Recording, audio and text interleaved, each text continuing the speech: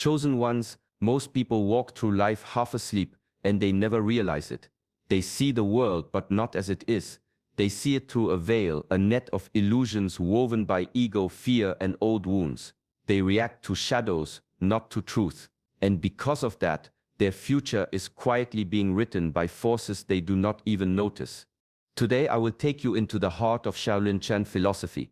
This teaching says your greatest enemy is not out there, it is the story in your mind. Stories of who you think you are, of what others said you are, of the labels you carry. These stories feel solid, but they are only smoke. And unless you see through them, they will guide every decision, every step, every destiny you walk into. In this video, you will learn why so much of your perception is filtered and false, how these hidden filters quietly control your life, and how the discipline of Shaolin allows you to pierce through them. You will hear lessons rarely spoken, why monks train their bodies until bone meets steel, why silence and solitude are seen not as escape but as fire that burns away illusion.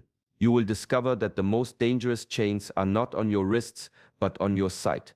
Stay with me until the end, because what you uncover here may be the single shift that changes how you walk into the rest of your life. The future you long for already exists. It is waiting on the other side of clarity. Welcome to Shaolin Soulfire. If you are ready to walk deeper, subscribe and join this path of awareness and self-mastery. Discipline in the Shaolin path is not a punishment. It is a sculptor's hand, shaping raw stone into form. It is also a boundary wall, keeping out the forces that would scatter the mind and weaken the spirit. Without discipline, energy leaks in every direction through restless thoughts, wasted desires, and constant indecision. With discipline, energy is gathered, like water channeled into a river. That river cuts through mountains. The monks begin with the body, because the body is honest. Muscles do not lie. If you train, they grow strong. If you neglect, they weaken. Hours of stance training, strikes, balance. These are not just about fighting. They teach the mind what persistence feels like. The body learns to endure discomfort, and the mind follows. When you can hold your ground in a low stance for what feels like an eternity, suddenly holding your ground in the storms of life becomes possible. But the deeper gift of discipline is invisible. Most people live in constant conflict with themselves. Should I act? Should I delay? Should I pursue this desire or that one? This endless back and forth drains them. Discipline cuts through that noise. When the path is set, there is no longer the daily battle of choice. There is only the step in front of you. And with each step, your mind grows clearer, your will grows lighter. Ancient teachers knew this secret. Freedom does not come from indulging every impulse. Freedom comes when impulses no longer control you. Discipline draws the line where chaos cannot cross. In that quiet order, a new strength is born, one that is calm, steady, and unshakable. This is how discipline ceases to feel like a cage and begins to feel like liberation. In the Shaolin tradition, the body is treated as the doorway to the mind. Every strike, every posture, every breath carries meaning beyond the physical.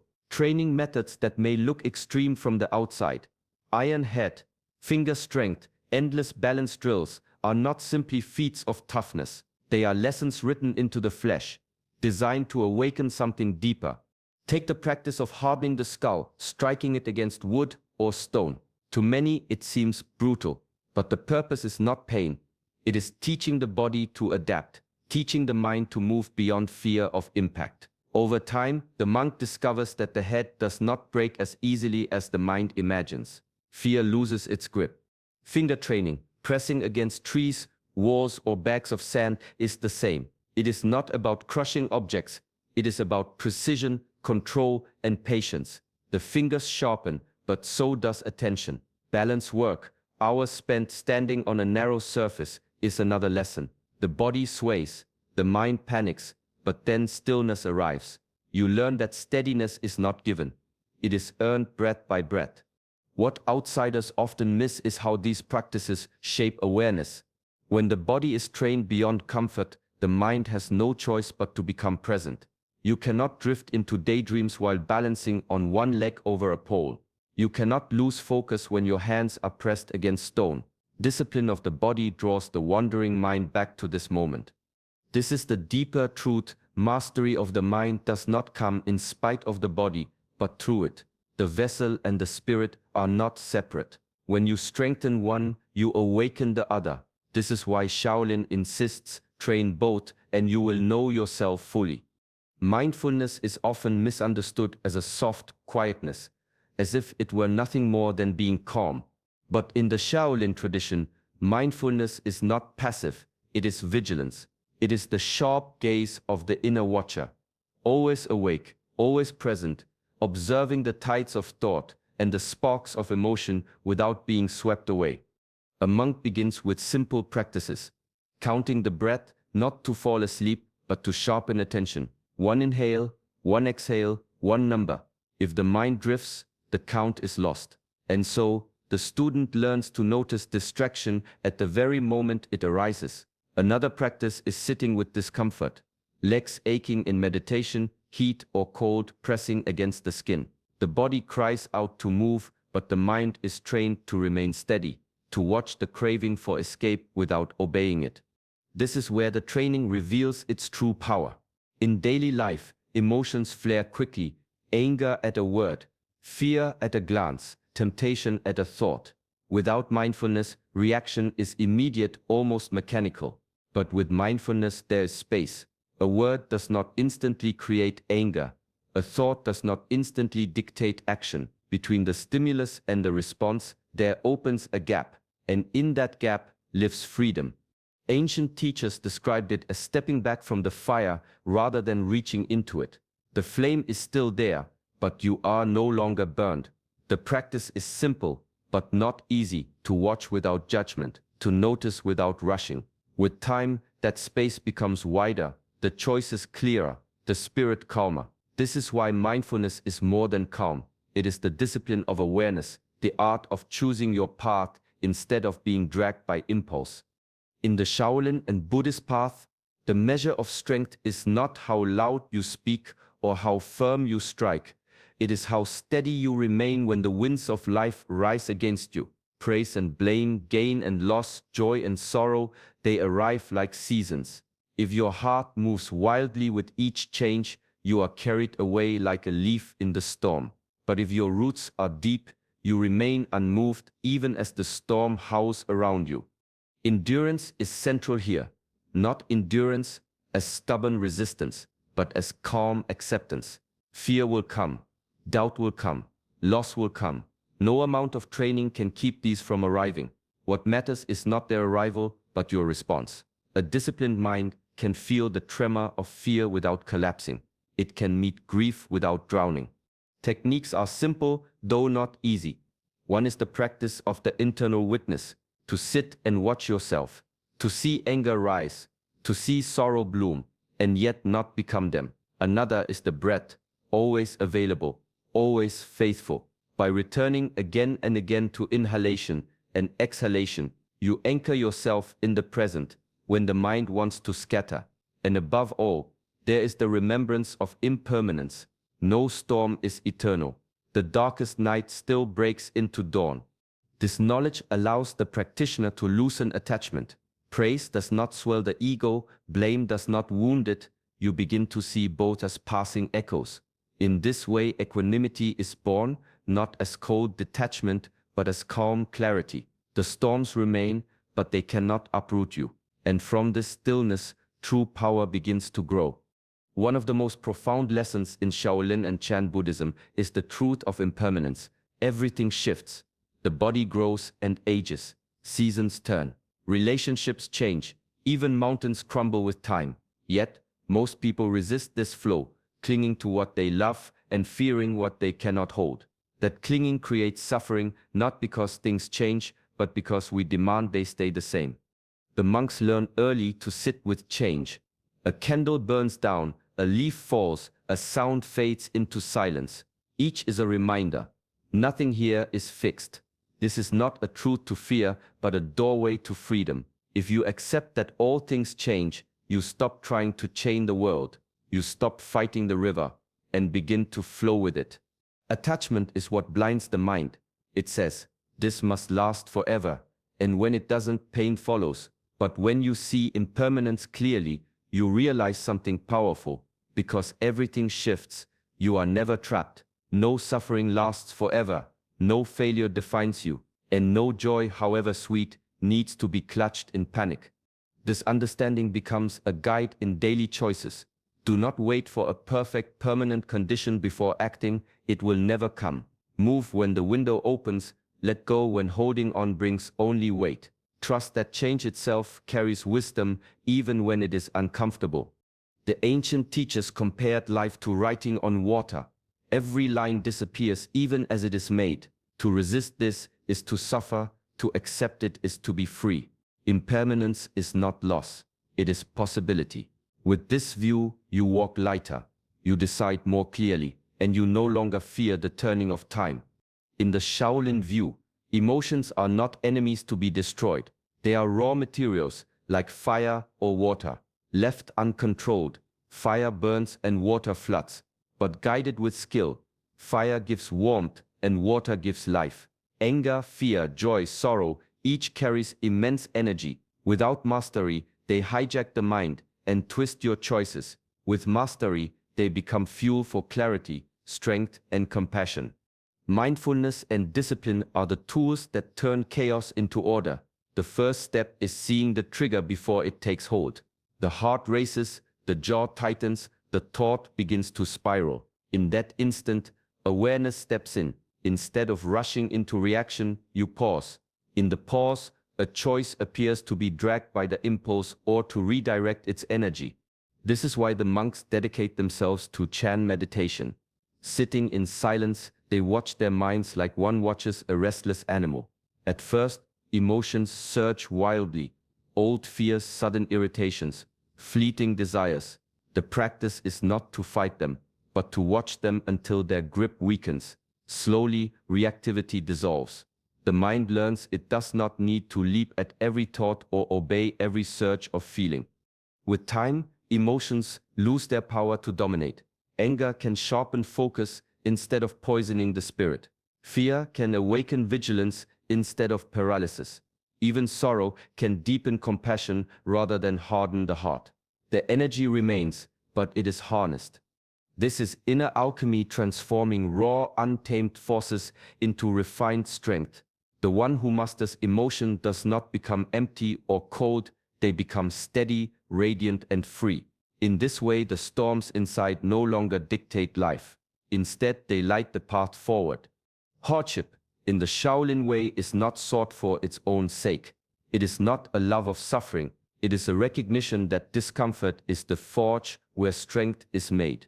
When a monk holds a stance until the legs shake, when he rises before dawn in cold air, when he sits in silence while the mind resists, these are not punishments. They are invitations to grow beyond comfort's narrow walls. Life itself is full of unavoidable pain, loss, solitude, disappointment. To run from these is to weaken yourself. The one who avoids every small difficulty eventually faces greater costs, regret, stagnation, fragility. But the one who accepts discipline, who endures solitude without fear, who walks through loss with open eyes, gains something unbreakable. This principle is woven into daily training.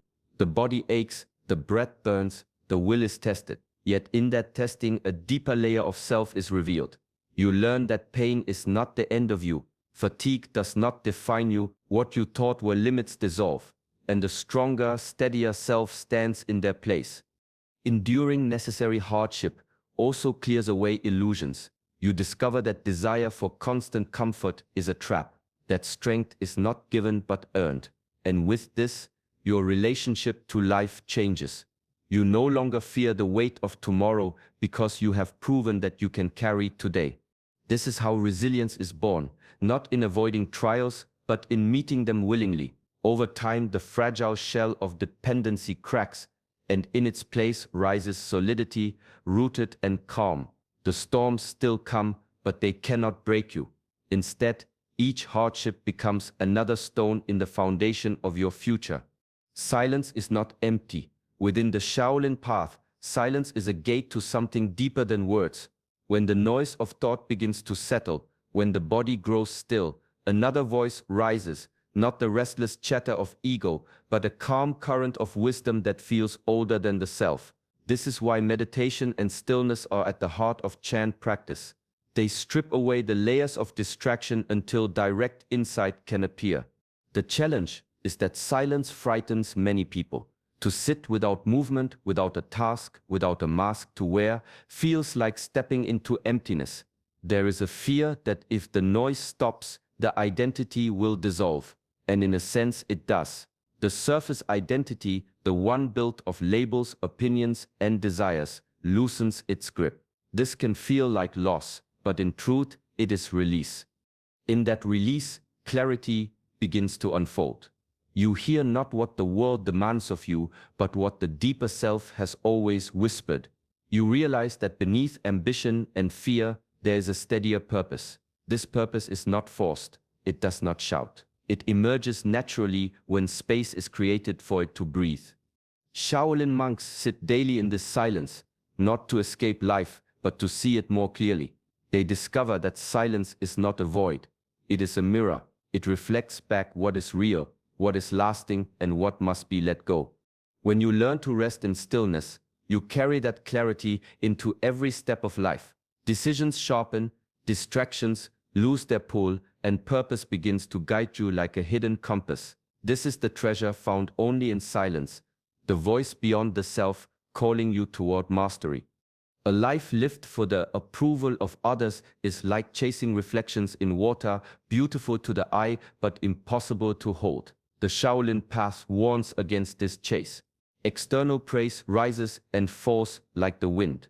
To build your sense of self on it is to live in constant hunger, never full, always reaching. Instead, the teaching points inward, cultivate virtue, serve with sincerity, and walk in meaning that does not depend on applause. Purpose is not found in comfort or in glittering rewards.